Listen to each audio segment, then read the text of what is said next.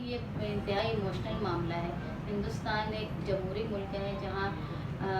نسل، رنگ، بھید، لباس اور جہاں پیدائش کی وجہ سے امتیاز نہیں کرنا چاہیے،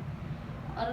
انسان کیا پہنے یہ اس کا جمہوری حق ہے۔ اس میں یہ آئین میں درج ہے، جس میں مداخلت کرنا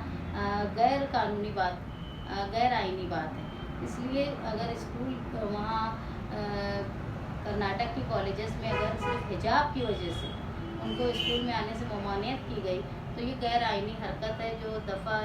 14 اور 25 کے آئین کی دفعہ 14 اور 25 کے خلاف ہے۔ ہماری مانگ یہ ہے کہ ان کو تنبیہ بھی کی جائے اور قانونی کارروائی بھی ان کے خلاف کی جائے، کیونکہ ہم ہندوستان کا جو ماحول دیکھ رہے ہیں، صرف ایک ہی اقلیت کو، مسلمانوں کو دبانے کے لیے، الگ الگ طریقے سے مسلمانوں کو پریشان کرنے کے لیے وہ راستے نکالتے ہیں، اور حجاب بھی اسی سلسلے کی کڑی ہے۔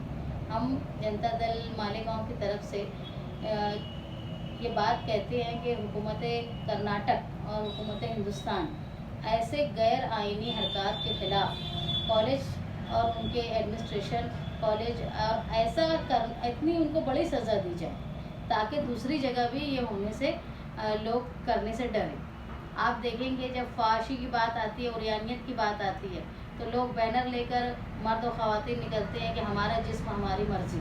لیکن جہاں پردے کی بات ہے، جہاں ہمارے مذہبی حقوق اور ہمارے فطری حقوق کی بات ہے، وہاں پر روکا جاتا ہے۔ تو اس طرح ہم جو مانتے ہیں کہ ہندوستان میں ایک خاص طبقے کو ٹارگٹ کیا جا رہا ہے، اس کا یہ سلسلہ ہے۔ اور میں مالیگاؤں شہر کی عوام کو، جو ہمارے شہر کی لڑکیاں باہر شہر میں یا ندی کے اس پار تعلیم حاصل کرتی ہیں، ان کو میں یہ بتانا چاہتی ہوں کہ آپ لوگوں کو اگر کوئی بھی تکالیف ہو تو آپ لوگ ہم سے رابطہ کریں۔ ہم ہمارے جمہوری حق کا استعمال جب تک نہیں کریں گے، لوگ ہم کو ڈرانے کی کوشش کریں گے، اور ہر وقت چاہے وہ مرد ہو، عورت ہو، اس کو اپنے جمہوری حق کا استعمال ہندوستان میں رہتے ہوئے جو ہم کو آئین نے دیا ہے اس کا کرنا چاہیے۔